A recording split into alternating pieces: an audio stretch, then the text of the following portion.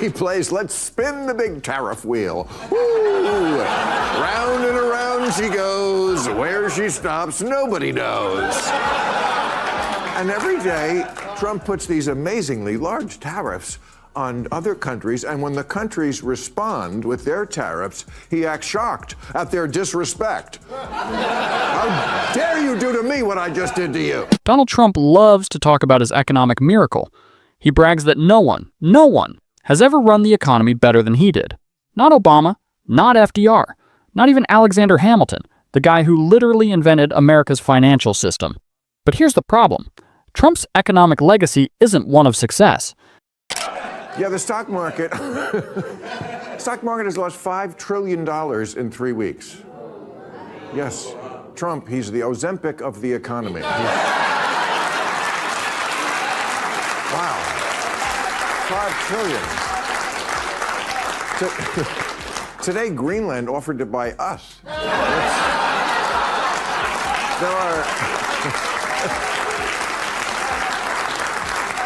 It's a masterclass in smoke and mirrors, a grand illusion where the ultra-rich got richer while the average American was left footing the bill. Let's start with the basics. This so-called financial genius, who bankrupted casinos, yes, casinos, crashed an airline, and sold steaks that tasted like shoe leather, somehow convinced millions that he was the ultimate businessman. His presidency was a parade of economic disasters dressed up as victories, from tax cuts that lined billionaire pockets to a trade war that hurt farmers more than foreign rivals. And yet, even now, he's out there selling the same tired rhetoric, promising to fix the very problems he created, like an arsonist asking to be the fire chief. One thing we've known about Trump for quite a while is that in the world, the countries that we traditionally liked, like England and France, those kind of places, he doesn't really like. And the people that we traditionally didn't like Saudi Arabia and Russia, he likes. For example, there's I'm sticking with the Union, the former Soviet Union.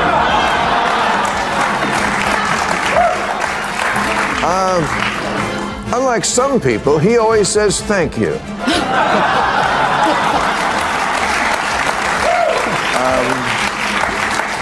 Europe, your ancestors left for a reason.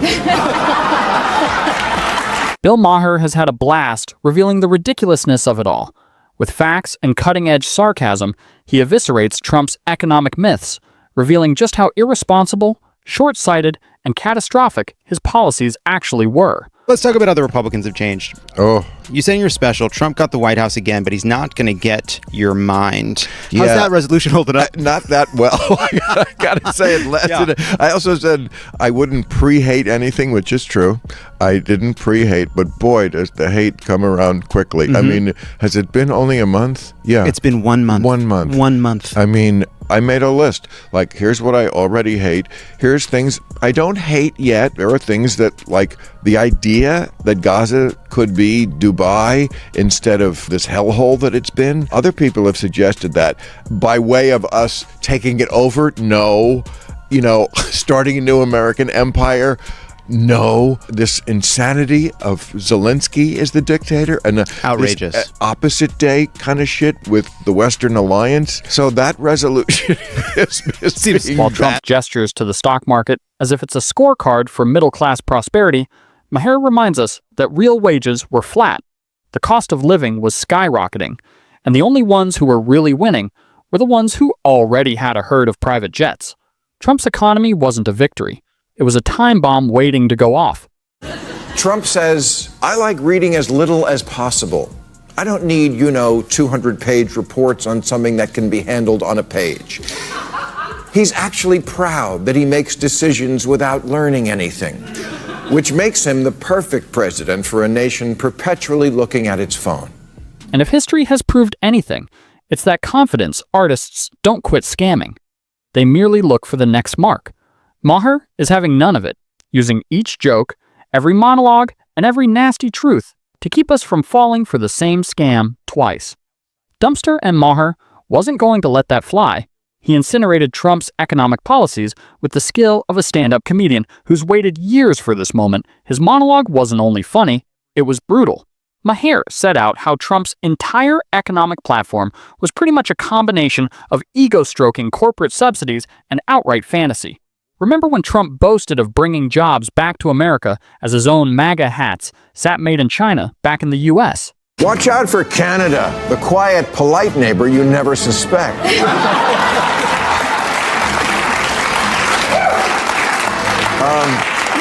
I want you to cut dictators some slack. Yeah, Maher didn't forget, and neither should we. But the kicker came when Maher addressed Trump's personal business record: multiple bankruptcies, lawsuits from angry investors, unpaid contractors.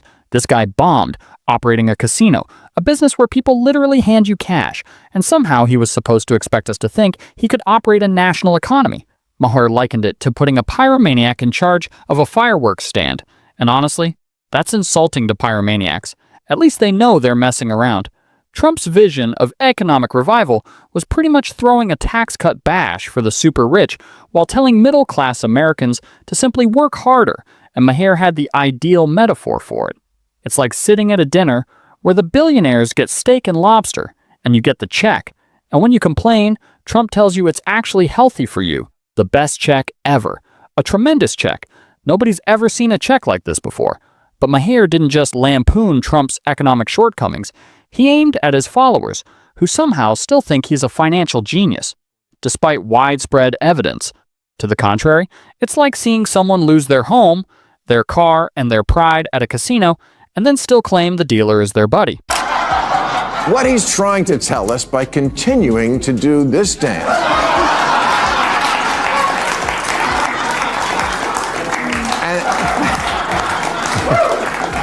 And now, making YMCA his anthem.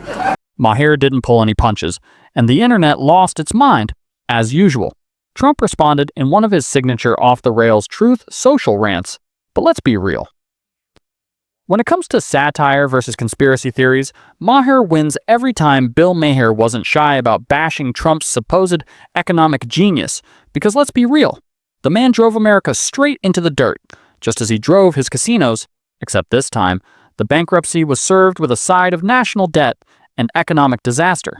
Losing money at a casino is like blowing a breathalyzer at an oxygen bar. It requires a certain type of skill to mess up something that's meant to print money. And yet, Trump managed to do it with flying colors. Remember those game-changing tax breaks he vowed for the middle class? Spoiler alert, they were about as real as Trump's natural tan. In his reality, middle class equates to anyone with one or more private jets. Rather than assisting regular Americans, those tax breaks became platinum bonuses for billionaires, while everyday people got just enough relief to spring for an additional pack of noodles. And don't fret, Trump promised that money would eventually trickle down. Sure, much like Trump University was going to offer a real education. Naturally, corporations did precisely what any half-witted person expected. They utilized their tax bonanzas on stock buybacks, not higher pay. Yes, it turns out that the stock market has really kind of rejected the notion that if we turn on our trading partners, chickens would lay more eggs.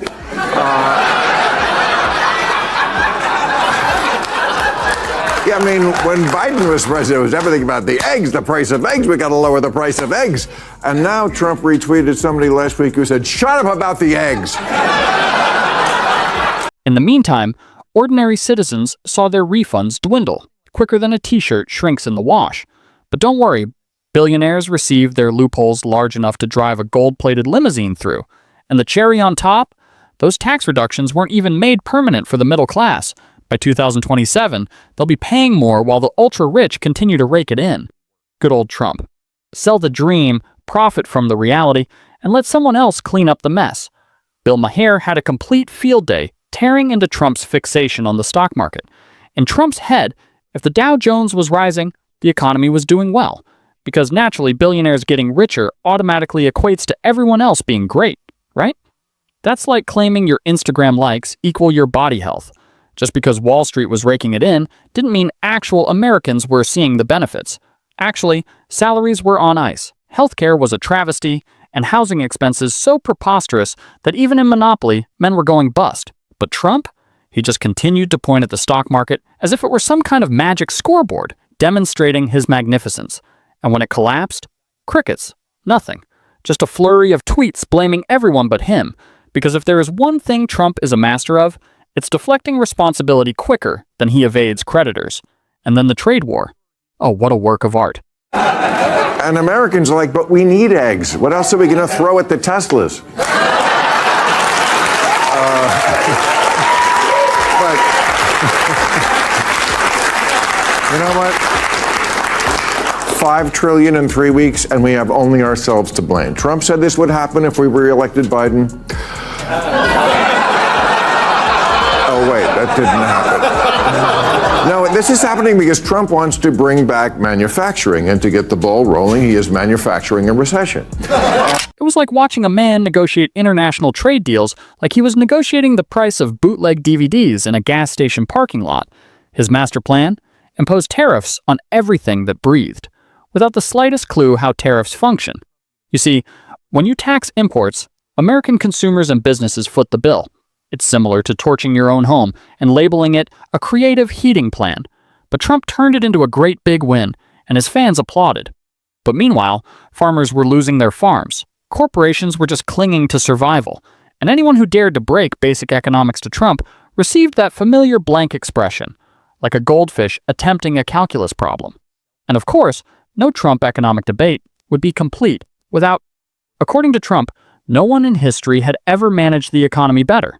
Not Obama, not FDR, not even Alexander Hamilton, who quite literally created America's financial system. Nope, it was all Trump. The same guy who couldn't turn a profit selling vodka to Americans, who bankrupted an airline, and who somehow lost money running a casino. A casino.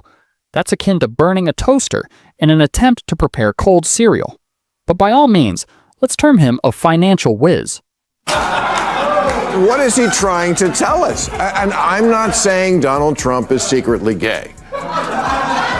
It doesn't look like much of a secret. No, I'm kidding.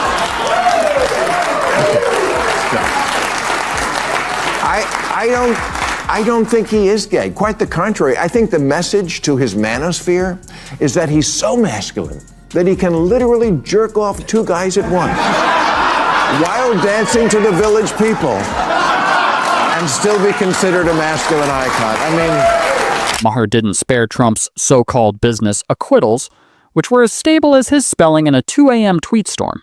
Anyone recall Trump Airlines? Of course not. It vanished quicker than one of his press secretaries. Try Trump steaks? The best cuts of beef money could afford if you enjoyed a taste for shoe leather. And Trump University, where students didn't graduate with a degree, but a lighter pocketbook and an education on how to recognize scams. But somehow, in spite of all this long history of money-making failures, Trump is still claiming that he's a self-made billionaire. Ignore the millions he inherited, the constant bailouts, and the fact that his actual skill appears to be losing money while making people believe he's gaining. He discusses business as he discusses his weight, entirely out of touch with reality. And Maher? He's tired of it. Regardless of how many times Trump boasts of his economic miracle, the truth is evident. It was smoke and mirrors and unpaid bills. Cut to the end of his time in power, and what's left behind? A devastated economy, an exploding national debt, and enough financial catastrophes to keep late-night talk show comedians in business for another decade. So-called business genius Donald Trump, who vowed to get America rich again, bequeathed record deficits, a depleted middle class, and a tax cut that benefited the ultra-rich at the expense of regular Americans who were trying to keep pace with increasing costs. Maher put it best. Trump handled America's economy as though it were one of his failed business deals, a toy to be broken and discarded, and then on to the next scam. His presidency was not leadership. It was merely another bad investment, purchased with American tax dollars. Yeah, I'm getting Donald Trump for my birthday. Oh, I keep saying, God, why? And then I go, oh, yeah, that's right. Yeah, that's right. The last 25 years I've been making fun of you this on TV. Is God's that's way. Okay. That's that little religious. You hated that too. I remember. Okay. All right. Trump's business deals all follow the same old script. Make huge, flashy promises, pay no attention to all the warning signs, and when everything always falls apart, blame someone else and split. But this time, rather than bankrupt casinos and scam universities, the targets were ordinary Americans. And the cherry on top? He still claims he's the man to repair all that he destroyed. That's like an arsonist applying for the position of fire chief. He's out here selling the same old worn-out script, saying that only he can bring back prosperity, conveniently ignoring the fact that when he was in office before, he trashed the economy. It's the classic scam. Smash it, peddle the illusion that only you can fix it, and then when everything falls apart again, just rewrite history and get your hands on your followers' minds to make them think it was someone else's doing. Meanwhile, his cult-like base eats it up, convinced that the man who handed billionaires massive tax breaks while their wages stagnated is somehow their economic savior. That you were like taking people to task, as I think you should, for who like would boycott Donald Trump, and you said, but if he wanted to come on your show, you would have him on. Of course. Because you said it's important to talk to important people. Yes. But I would add this. Yeah. If you are going to have him on, he's a politician. Yeah. I know he's actually a game show host from Queens.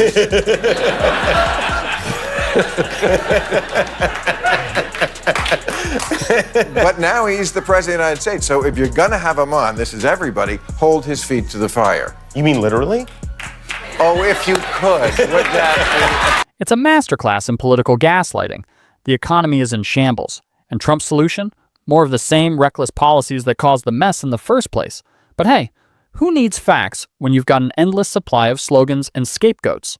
And here we are, observing Donald Trump prancing around like some sort of economic messiah, claiming credit for all the good that ever occurred while conveniently forgetting the financial catastrophes directly attributable to his actions. He's out there whipping up his base, promising a golden age of prosperity once more, as if the first time wasn't filled with record deficits, corporate tax giveaways, and a trade war that harmed American workers more than anyone else. And let's not forget, while he boasts of a supposedly thriving economy, he conveniently omits the part where his irresponsible policies lay the groundwork for catastrophe. Step in, Bill Maher, armed with nothing but facts, biting sarcasm, and absolutely no tolerance for nonsense. Maher has made a career out of debunking hypocrisy, and Trump's economic fairy tales are like a never-ending comedy special tailored exclusively for him. Maher notices the bluster, the gaslighting, and the revisionist history for what they are. He doesn't hesitate to say the painfully obvious. Trump's economic legacy is not one of strength. His is one of smoke and mirrors, and bills left unpaid. And mirrors. Maher reminds us of the exploding national debt, the tax cuts that largely favored the rich, and the catastrophic trade policies that harmed more American farmers and businesses than they helped. But naturally, Trump's plan has never been about facts. It's been about spectacle.